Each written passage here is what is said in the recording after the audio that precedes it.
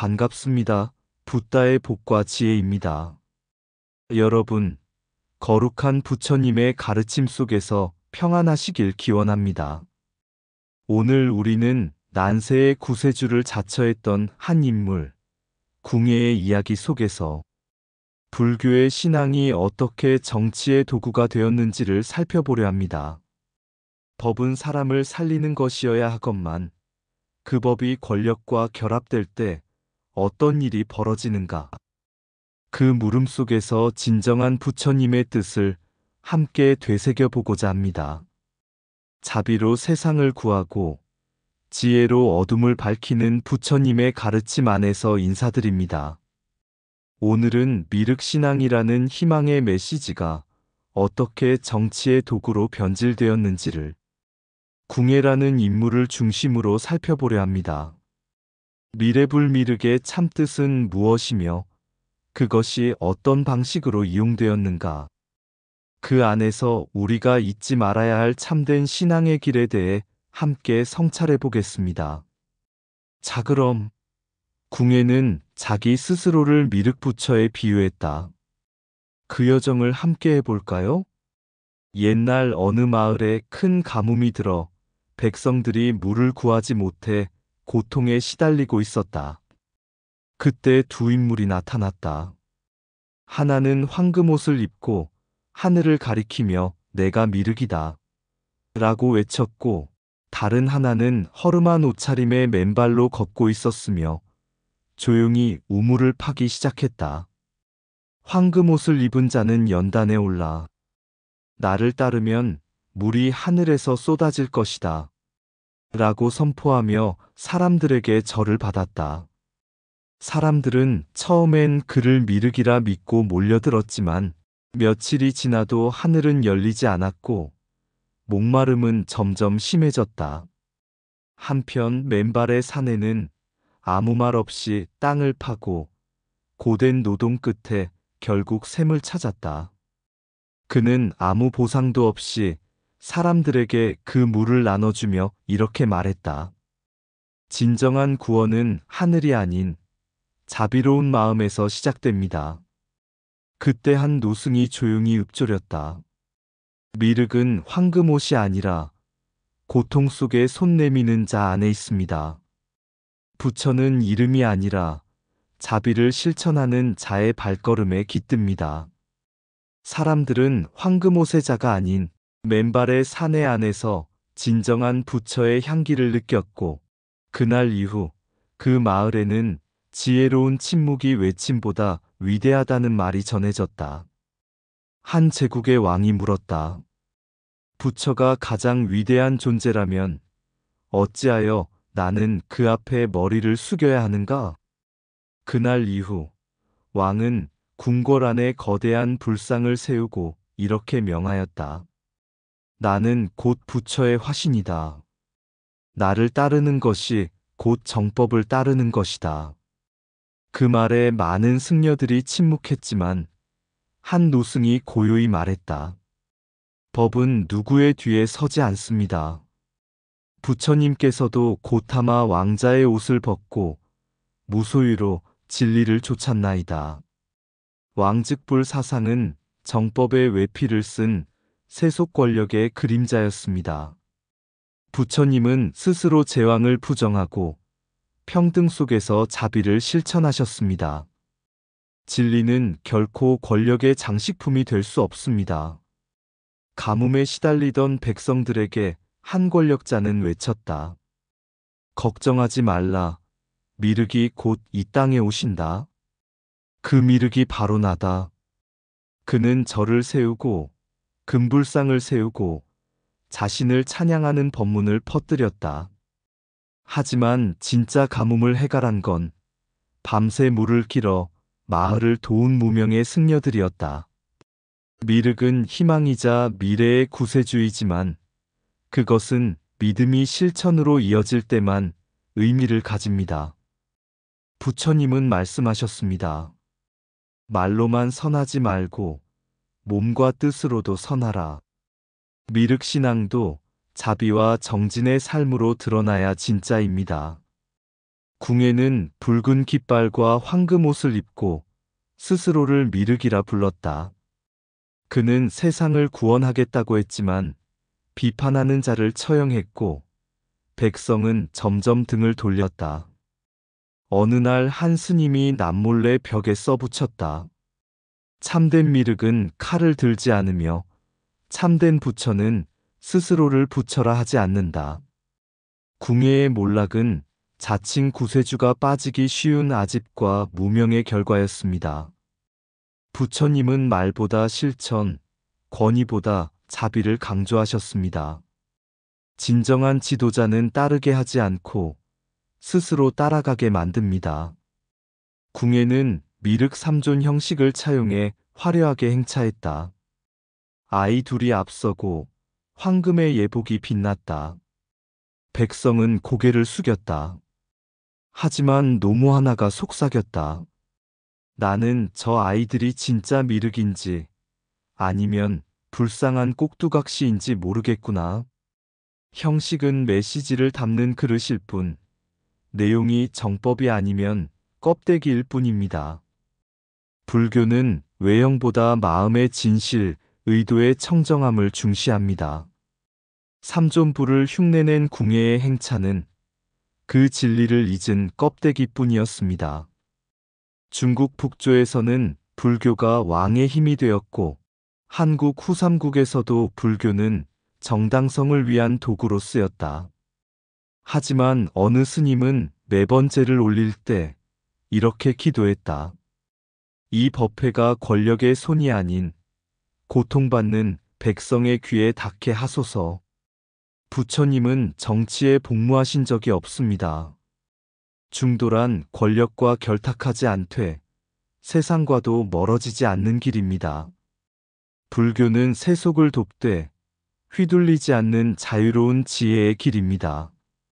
한 젊은이가 묻는다. 요즘에도 미륵이 오실까요? 노승은 웃으며 말했다. 너희가 서로를 미워하지 않고 함께 우물을 파면 그 자리에 미륵이 오신 것이란다. 미륵은 먼 미래의 신화가 아니라 지금 이 순간 자비를 실천하는 이 안에 있습니다. 부처님이 남긴 가장 큰 가르침은 모든 중생이 부처 될 수 있다는 희망입니다. 그 희망은 구호가 아니라 실천과 나눔으로 피어나는 꽃입니다. 스스로를 부처라 하는 자는 부처가 아니요. 남을 살리는 자가 부처다. 자비는 칼을 들지 않는다. 참된 구원은 무력이 아닌 사랑으로 이뤄진다. 황금옷이 법을 대표할 수 없고 정법은 겸손한 마음에 깃든다. 정치가 불법을 이용하면 불법은 사라지고 권력만 남는다. 미륵은 먼 미래의 신이 아니라 오늘 누군가의 고통을 덜어주는 당신 안에 있다. 세상을 밝히는 이는 높은 자가 아니라 고요히 촛불을 드는 사람이다. 말법이란 시대가 어두운 것이 아니라 마음이 어두운 것이다. 스스로 높은 자리에 오르려는 이는 내려올 준비도 해야 한다. 정법은 따라오게 하지 않는다. 스스로 그 향기를 따라 걷게 만든다. 불상을 모시는 것보다 중요한 것은 자비를 실천하는 마음을 모시는 일이다. 모든 권력은 변하지만 자비의 실천은 영원히 향기를 남긴다. 부처님은 절대 누군가 위에 군림하지 않으셨다. 그는 고개 숙인 자 곁에 계셨다. 행차의 화려함보다 조용한 발자국 하나가 세상을 바꾼다.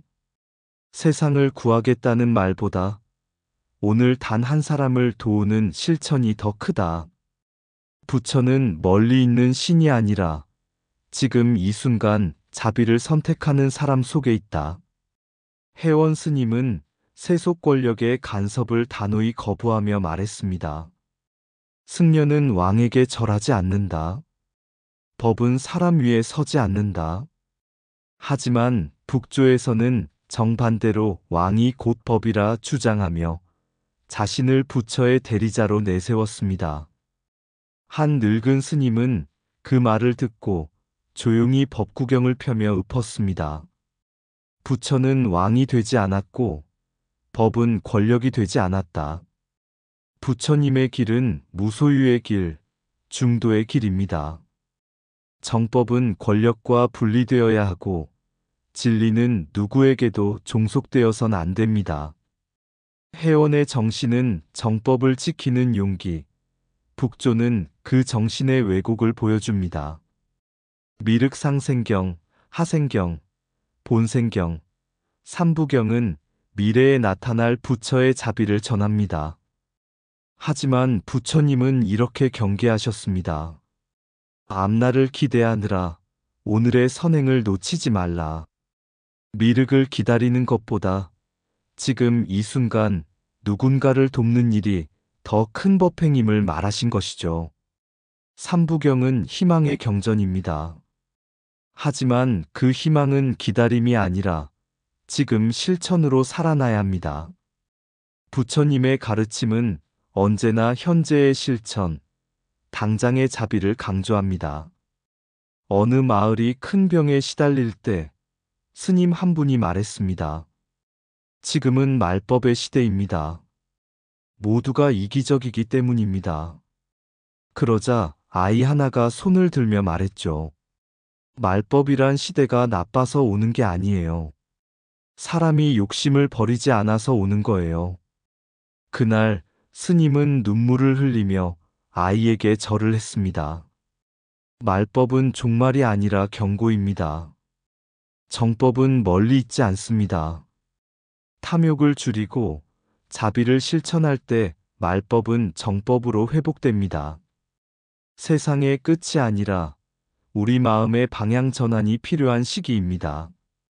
궁예는 스스로를 미륵이라 부르며 절대적 권위를 주장했습니다. 그는 말했습니다. 내가 미륵이니 나를 따르지 않는 자는 죄인이다. 그 말을 들은 한 노승이 읊었습니다. 진짜 부처는 따르라고 말하지 않고 사람들 스스로 따라간다. 그날 이후 사람들은 스스로 궁예를 떠나기 시작했습니다. 부처님은 스스로를 절대자라 말한 적이 없습니다. 그분은 오히려 너희 자신이 등불이 되어라고 가르치셨습니다.